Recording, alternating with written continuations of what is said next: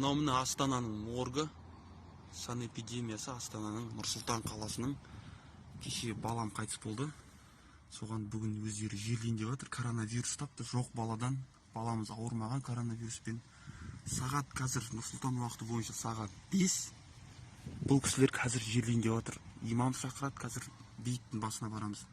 Мұсылман адамды сағат күндіз жерлеу керек қой. Мынау істеп тұрғандар дұрыс емес, негізінен өте дұрыс емес. Жоқ баладан, қырқынан шықпаған бала, далаға шықпаған баладан коронавирус тауып тұр.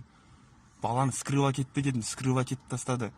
Кішкентай баланы бөлшектеп тастады, жоқ керек емес дедім, тыңдамады айтқанда. Правоохранительный орган келді, бейіттің басына барамыз дейді. Сағат түн болып кетеді, біз қазір жерлегенше.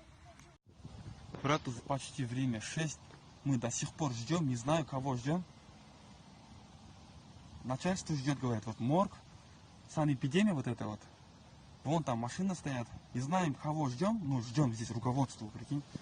Они говорят, сегодня похорон будет, уже время 6 почти, братан. Какой похорон?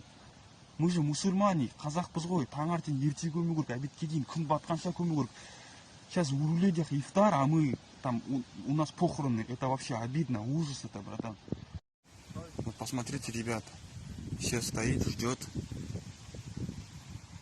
Вот машина. Ритуальные услуги, блядь. Время 5:30 уже. Надо же утром начинать такую похороны. Что за бардак? Это столица вообще?